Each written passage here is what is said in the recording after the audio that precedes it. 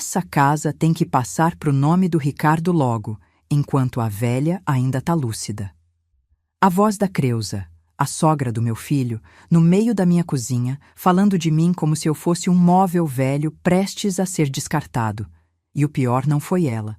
O pior foi ouvir meu filho responder: mas tem que ser rápido, minha mãe tá ficando gagá, daqui a pouco nem assinar ela consegue. Meu filho. O menino que eu amamentei, que eu criei sozinha depois que o Antônio adoeceu, que eu paguei escola, que eu ajudei a comprar o primeiro carro. Me chamando de gagá. Planejando tomar a minha casa. A casa que eu e o pai dele construímos tijolo por tijolo durante 10 anos. Mas eles não sabiam de uma coisa. A escritura tá no meu nome, só no meu nome, e eu posso fazer o que eu quiser com ela. Inclusive, vender sem avisar ninguém. Meu nome é Jurema, tenho 63 anos, e essa história quase me destruiu. Mas quase. Era janeiro de 2025, uma quarta-feira de 40 graus em Goiânia. Eu tinha ido na farmácia buscar remédio da pressão, mas esqueci a receita e tive que voltar. Cheguei mais cedo, entrei pela porta da cozinha, que fica sempre aberta, e ouvi vozes na sala. A Creusa falando alto, como sempre fala. A Vanessa, minha nora, concordando. E o Ricardo, meu único filho, participando como se fosse a coisa mais normal do mundo decidir o destino da mãe pelas costas. Fiquei parada no corredor, encostada na parede, o coração disparado. A Creusa dizia que eu tinha que assinar um documento passando a casa para o nome do casal, que ia facilitar um financiamento, que depois que eu morresse ia dar problema de inventário. A Vanessa completou. A gente fala que é burocracia, ela assina sem entender. E o Ricardo concordou. Meu filho concordou que eu ia assinar sem entender, como se eu fosse burra. Como se 35 anos trabalhando em hospital não tivesse me ensinado a ler documento. Como se eu não soubesse exatamente o que eles estavam planejando. E lembrei. Lembrei do Antônio, meu marido, 10 anos carregando tijolo no fim de semana para construir essa casa. Lembrei dele dizendo: Jurema, isso aqui é nosso, de mais ninguém. Lembrei do dia que a gente terminou a obra, em 98, e ele me abraçou no quintal, debaixo do pé de manga que tinha plantado. Essa casa é tua garantia, ele disse. Se eu partir, você tá protegida. E ele partiu. Em 2015, o câncer levou. Mas a casa ficou, e agora meu filho queria tomar. Voltei para a farmácia sem fazer barulho, peguei o remédio e só voltei no horário normal. Jantei com eles como se nada tivesse acontecido. A Creusa reclamou do arroz. A Vanessa mexeu no celular, o Ricardo nem olhou na minha cara. E eu sorri. Sorri porque eles não faziam ideia do que eu tinha ouvido. E muito menos do que eu ia fazer. Para entender o tamanho da traição, você precisa saber como a gente chegou até ali. Em 2020, no meio da pandemia, o Ricardo apareceu na minha porta com a cara de quem ia pedir alguma coisa. Eu conhecia aquela cara. Vi a vida inteira. Ele disse que tinha perdido o emprego de vendedor, que não estava conseguindo pagar o aluguel, que precisava de uns meses para se reorganizar. A Vanessa estava do lado, segurando a mão do Pedro, meu neto, 6 anos na época, o único motivo pelo qual eu ainda tolerava aquela nora. Eu disse sim. Que mãe diz não pro filho que precisa de ajuda? Os uns meses viraram 1 ano, o ano virou 2. O Ricardo até arrumou outro emprego, mas o aluguel nunca mais foi assunto. Eles foram ficando, eu fui deixando, e a casa foi deixando de ser minha. Em 2022, a Vanessa apareceu com uma novidade. A mãe dela, Dona Creusa, 65 anos, ia passar uma temporada para ajudar com o Pedro. Temporada. Até hoje, 3 anos depois, a mulher está instalada no meu quarto de casal. Isso mesmo, no meu quarto. O quarto que eu dividia com o Antônio por 20 anos. A Creusa chegou reclamando de dor nas costas. Disse que precisava de uma cama boa, e a Vanessa, sem me perguntar, decidiu que o quarto maior era mais adequado para a mãe dela. Eu fui empurrada para o quartinho dos fundos, o quartinho que era depósito, o quartinho que nem janela direito tem, só uma basculante que dá para o muro do vizinho. 30 anos dormindo no quarto de casal da minha própria casa, e agora eu dormia num cubículo porque a mãe da minha nora tinha dor nas costas. Sabe o que é pior? Eu deixei. Deixei porque achei que era temporário. Deixei porque não queria briga. Deixei porque o Pedro estava no meio e eu não queria que meu neto crescesse vendo a família se destruir. Engoli sapo. Engoli tanto sapo que perdi a conta. A Creuza tomou conta da cozinha. Reorganizou meus armários, jogou fora minhas panelas velhas, reclamava de tudo que eu fazia. Dona Jurema, esse arroz está seco. Dona Jurema, essa carne está dura. Dona Jurema, a senhora não sabe fazer feijão direito. Na minha casa, na minha cozinha, com as minhas panelas, as que sobraram. Eu, que cozinhei a vida inteira pro Antônio e pro Ricardo, agora era criticada por uma mulher que se instalou na minha casa sem pagar 1 centavo. A Vanessa era pior de outro jeito. Ela não gritava, não reclamava, ela ignorava. Eu falava e ela não respondia. Eu perguntava e ela fingia que não ouvia. Eu virei invisível dentro da minha própria sala.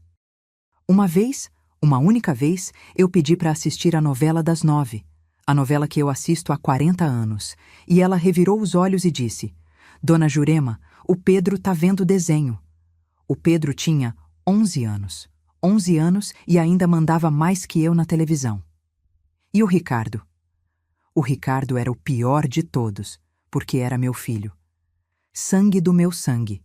E ele não fazia nada. Não me defendia. Não controlava a mulher. Não controlava a sogra. Ficava no canto mexendo no celular, fingindo que não via. Quando eu reclamava, ele dizia: Mãe, não começa. A gente já tem problema demais. Eu era o problema.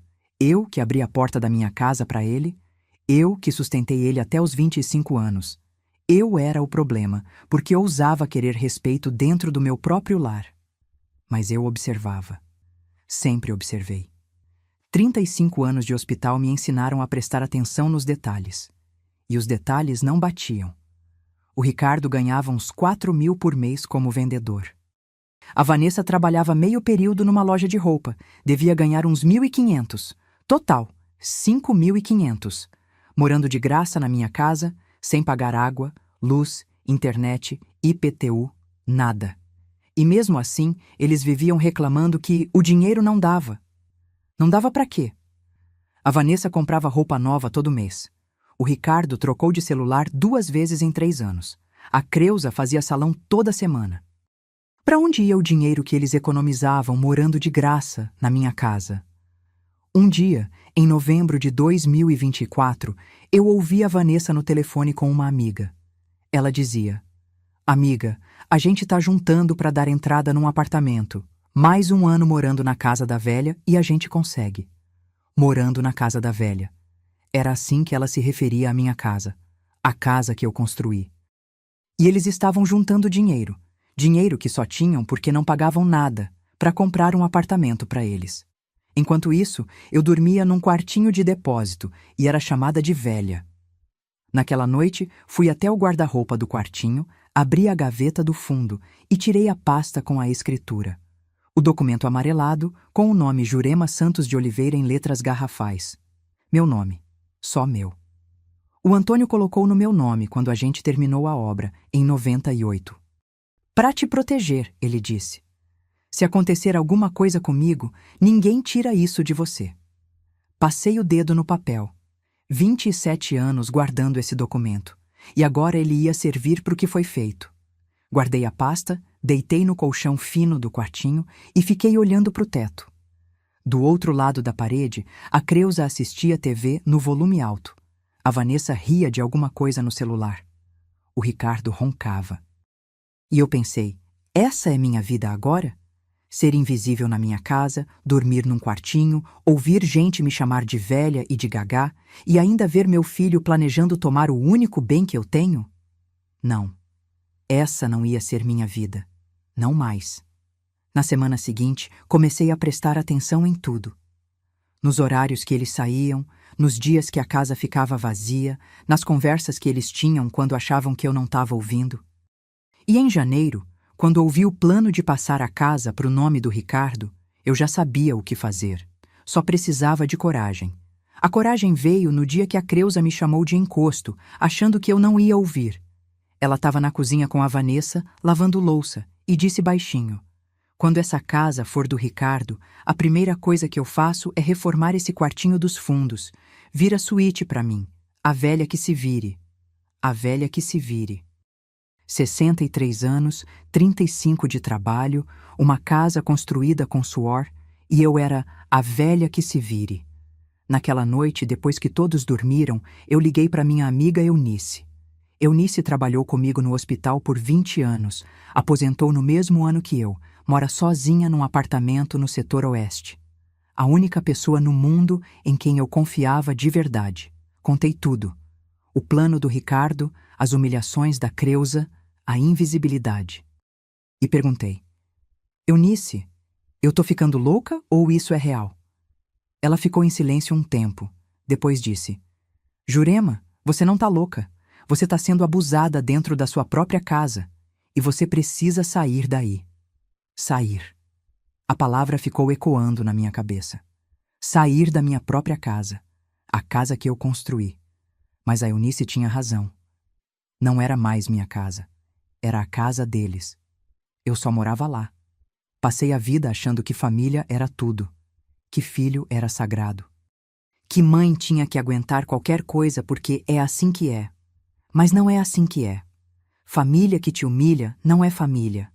Filho que te chama de gagá não é filho. E casa que te sufoca não é lar. Na manhã seguinte, enquanto eles tomavam café como se eu não existisse, eu fui até o quartinho, peguei a escritura e guardei na bolsa.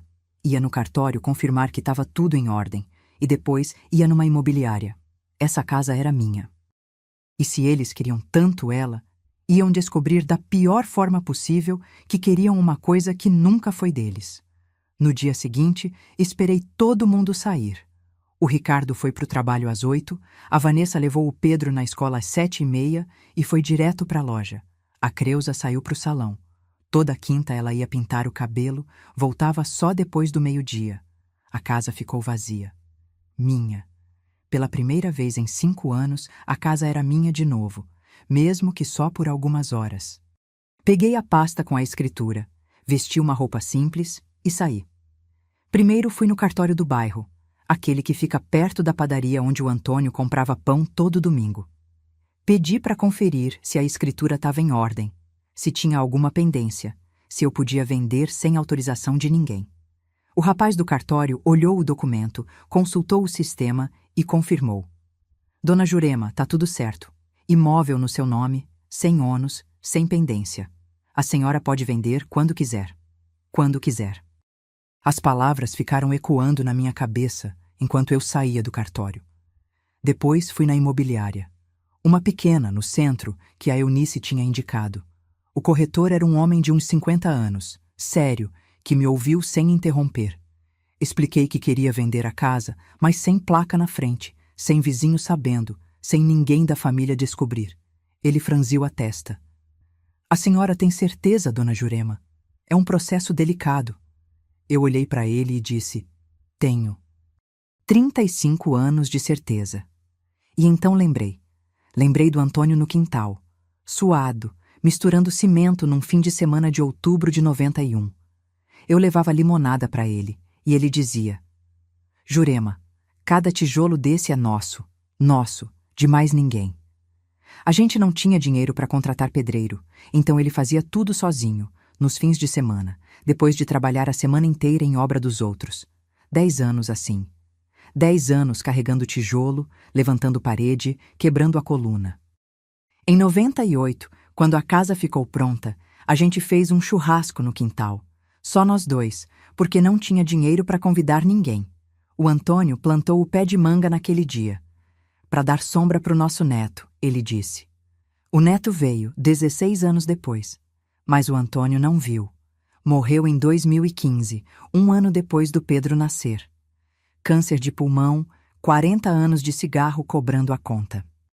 Eu fiquei sozinha com a casa, com as lembranças e com um filho que eu achava que ia cuidar de mim na velhice.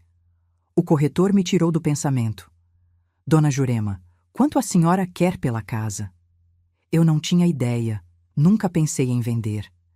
Ele disse que ia fazer uma avaliação, que casas naquela região, 3 quartos, quintal, estavam saindo entre 300 e 350 mil. 300 mil. Uma vida inteira de trabalho transformada em número. Mas era o número da minha liberdade. Voltei para casa antes de todo mundo, guardei a pasta no lugar e agi como se nada tivesse acontecido. Na semana seguinte, o corretor mandou mensagem. Tinha gente interessada, um casal jovem querendo ver o imóvel. Combinamos para uma terça-feira, 10 da manhã, horário que a casa ficava vazia. Eu mesma abri a porta para eles, mostrei os cômodos, o quintal, o pé de manga. A moça disse: "Que casa aconchegante, dá para sentir que tem história aqui." Tem, eu pensei, mais história do que vocês imaginam. Em março, o casal fez proposta. 320 mil à vista. Eu aceitei.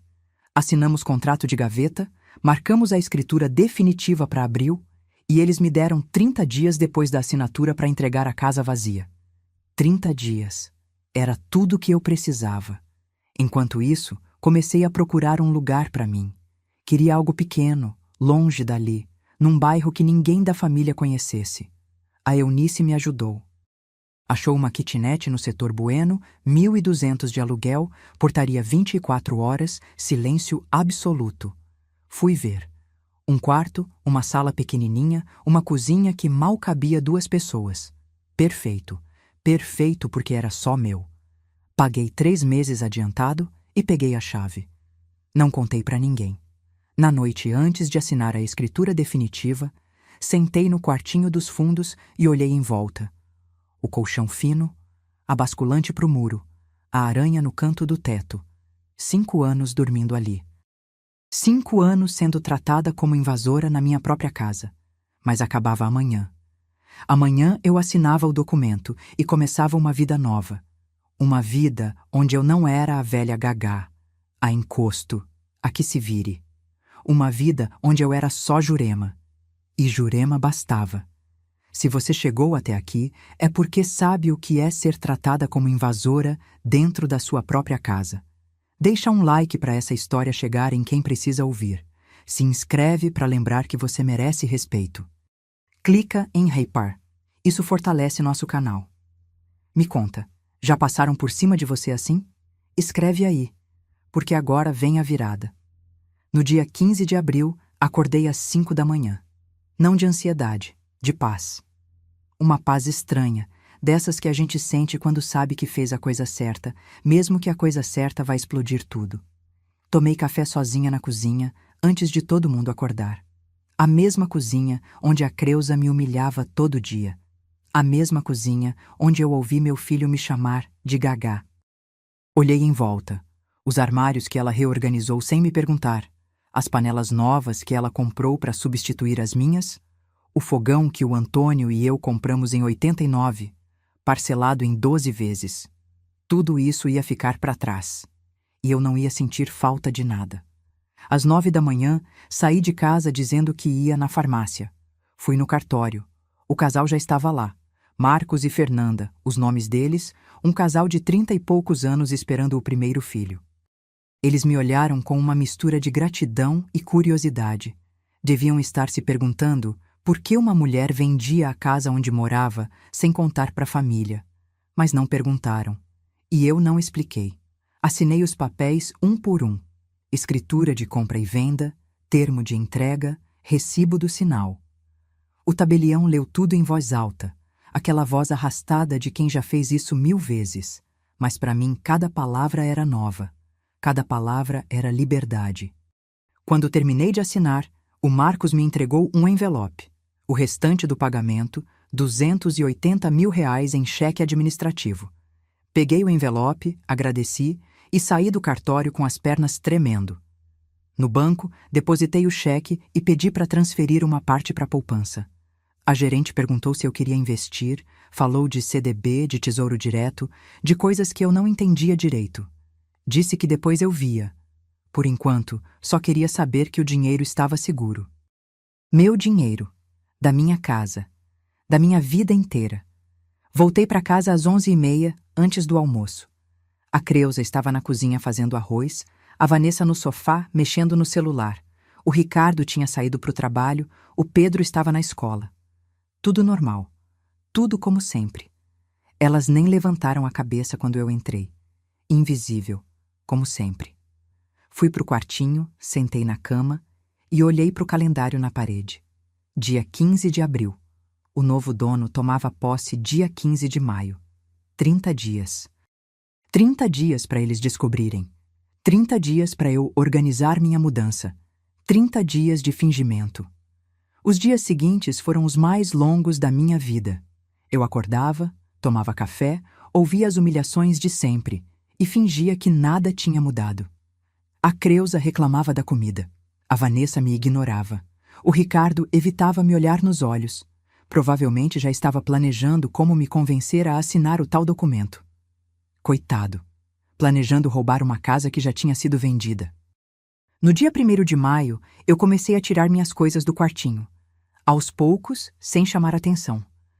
Uma caixa por dia que eu levava na kitnet quando ia na farmácia ou no banco.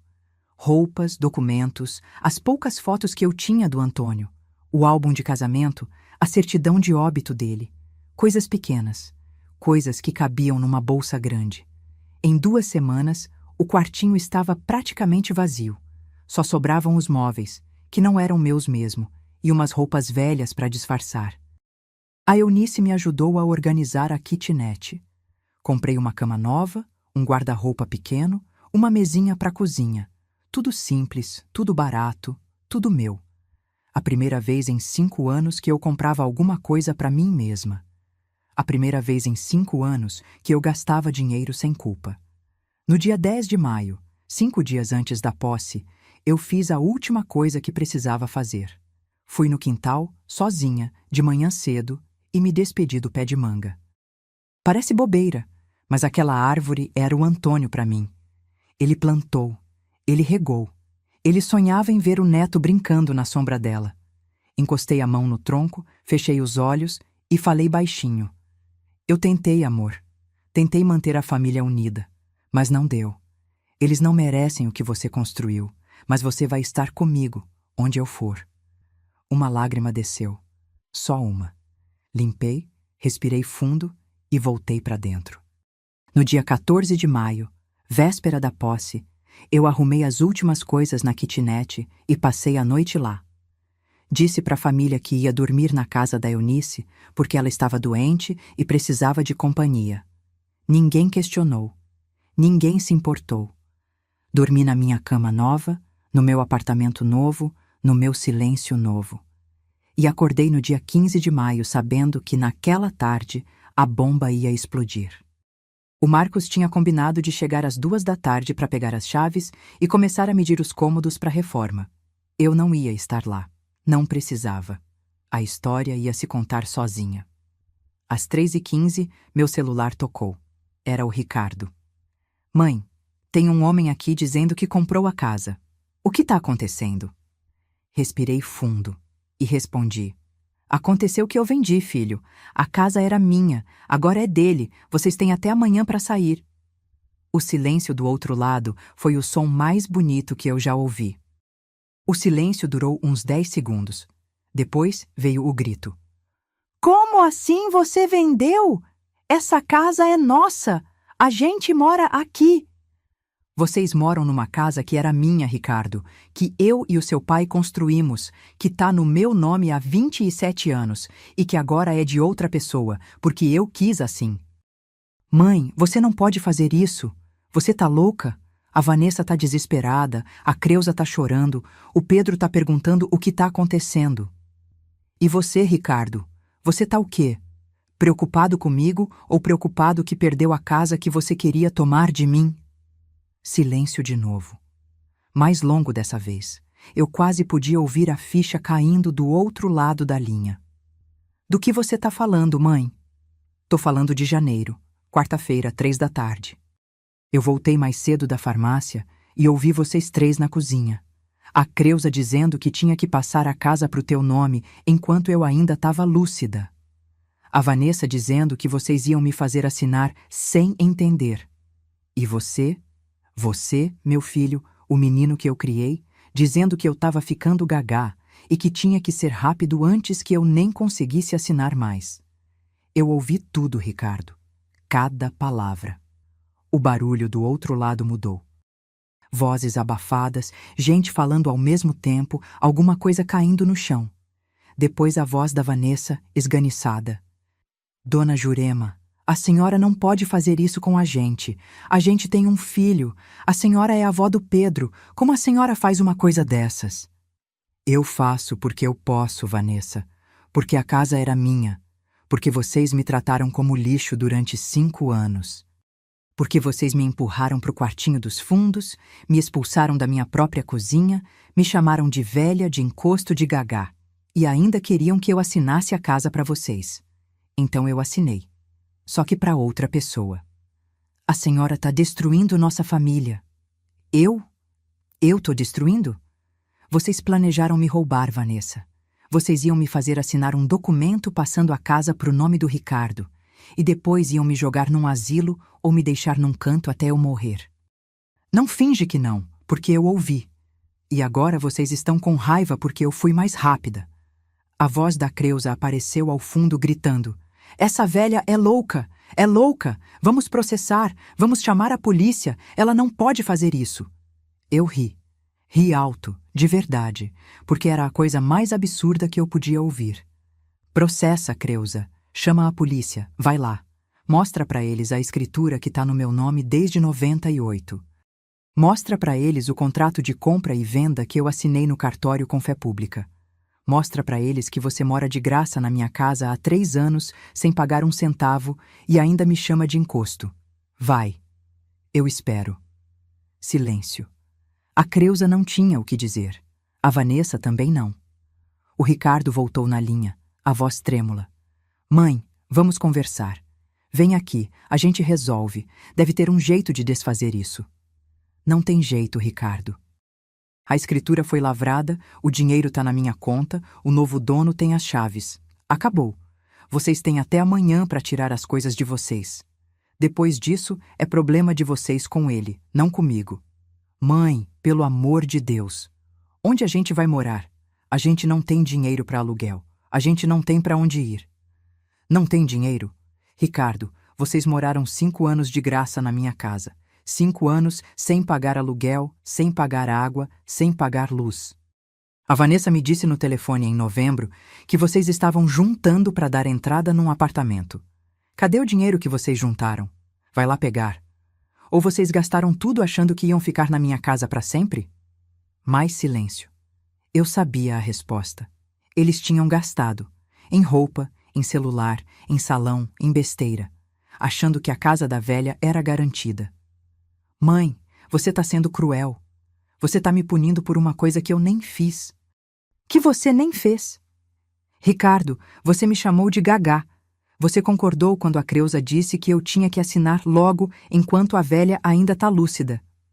Você ficou calado durante 5 anos enquanto a tua mulher e a sogra dela me tratavam como empregada na minha própria casa. Você não me defendeu uma vez. Uma. E agora você quer dizer que não fez nada? A voz dele engasgou. Eu quase senti pena. Quase. Mãe, eu não sabia que você estava sofrendo tanto. Não sabia porque não quis saber.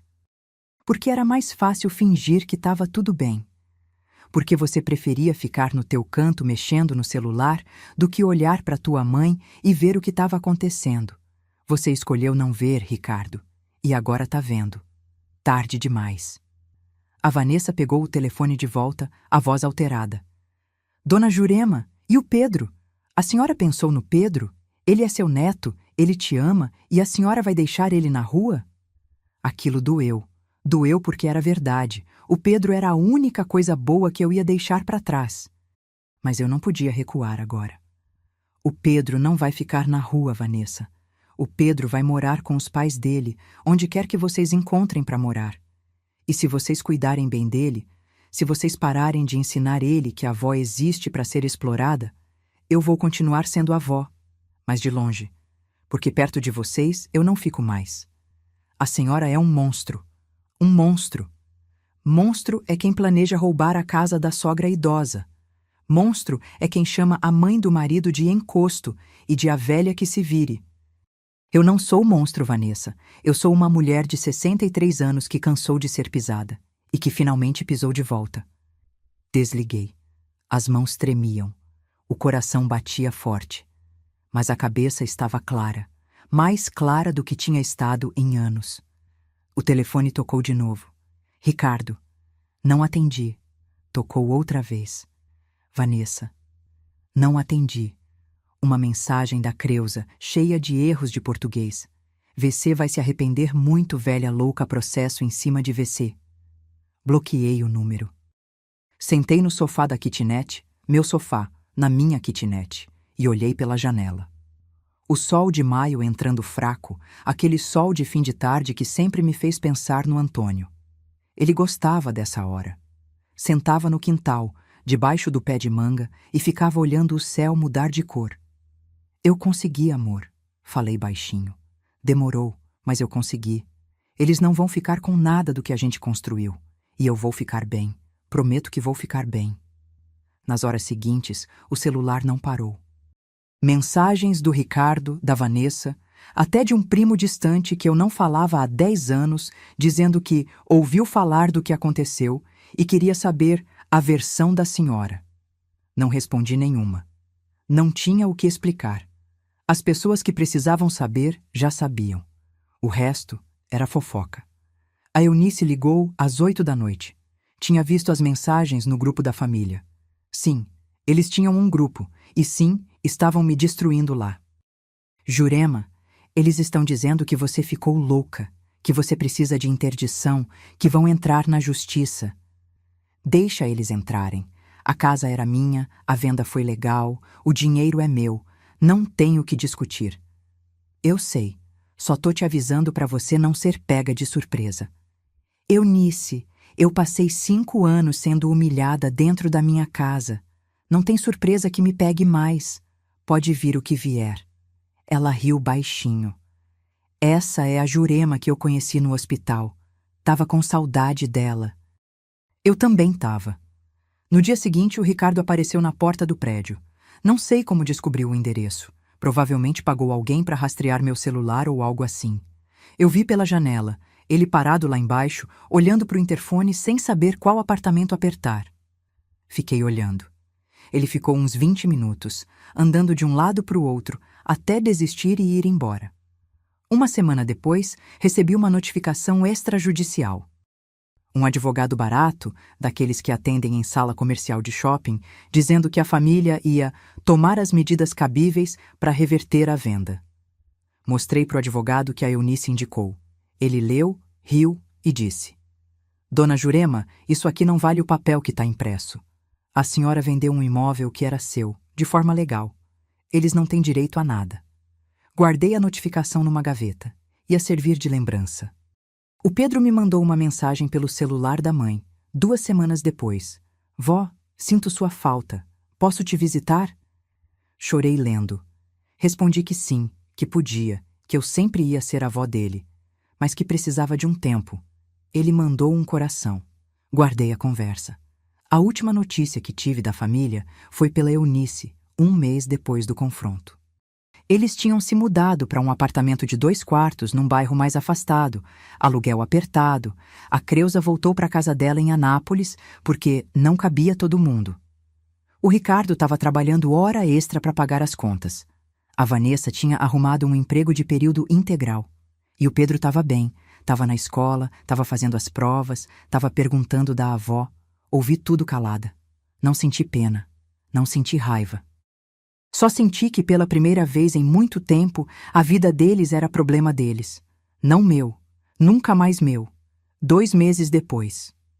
A kitnet no setor Bueno é pequena.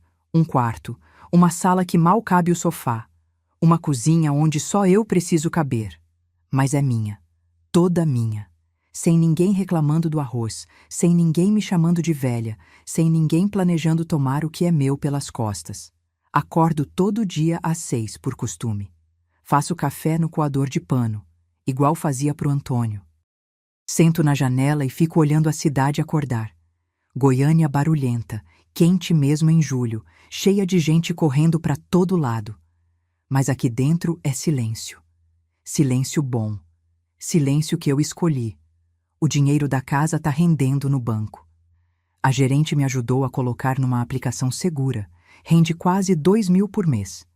Junto com a aposentadoria, dá quase 5.000. Mais do que eu jamais tive na vida. Mais do que eu preciso. Pela primeira vez em 63 anos, eu tenho sobra. Sobra para comprar o remédio de marca. Sobra para comer carne boa. Sobra para fazer o que eu quiser, quando eu quiser, sem pedir permissão para ninguém. A Eunice vem me visitar todo sábado. Traz bolo, traz fofoca do hospital, traz risada. Às vezes a gente vai no shopping, anda devagar, toma sorvete, fala mal dos ex-colegas. Parece bobeira, mas é o tipo de coisa que eu não fazia há anos. O tipo de coisa que eu esqueci que existia enquanto estava ocupada sendo invisível na minha própria casa. O Pedro veio me visitar mês passado. Sozinho, de Uber, sem contar para a mãe. Ficou 2 horas, comeu bolo, me mostrou uns vídeos no celular, perguntou se eu estava bem. Eu disse que sim. Perguntei se ele estava bem. Ele disse que a casa nova era pequena, que a mãe andava nervosa, que o pai trabalhava muito, mas que ele estava bem. 11 anos e já aprendeu a sobreviver. Quando foi embora, me abraçou apertado e disse: "Te amo, vó." Chorei depois que ele saiu, mas foi choro bom. Do Ricardo, da Vanessa, da Creuza, nenhuma notícia. E eu não procuro. Não tenho raiva, não tenho rancor, não tenho mais nada. Só tenho distância. E distância, às vezes, é a única coisa que salva. Ontem de noite, antes de dormir, peguei a foto do Antônio que fica na mesa de cabeceira. A única que eu trouxe. Ele de bigode, sorrindo, no dia que a gente terminou a casa. Passei o dedo no rosto dele e falei baixinho: "A casa foi embora, amor. Mas o que você me ensinou, ficou. Você disse para eu me proteger. Eu me protegi. Você disse que eu era forte. Eu fui. Guardei a foto, apaguei a luz e dormi. 63 anos de vida me ensinaram uma coisa: não é tarde para recomeçar. Nunca é. Mesmo quando parece que acabou tudo, mesmo quando a família vira inimigo, mesmo quando você perde a casa, você não perde você. E eu finalmente me encontrei de volta. Silêncio bom. Dinheiro no banco. Café no coador. Eu, comigo mesma, em paz. Essa história acabou, mas eu sei que vai ficar com você. Se ela te tocou, deixa um like. Isso me ajuda a continuar trazendo histórias de mulheres que decidiram parar de ser pisadas. E me conta, o que mais te marcou? Foi a coragem da Jurema? Foi a ligação no final? Escreve aqui embaixo. Tem muitas outras histórias esperando por você. Se inscreve e clica em ripar para não perder a próxima.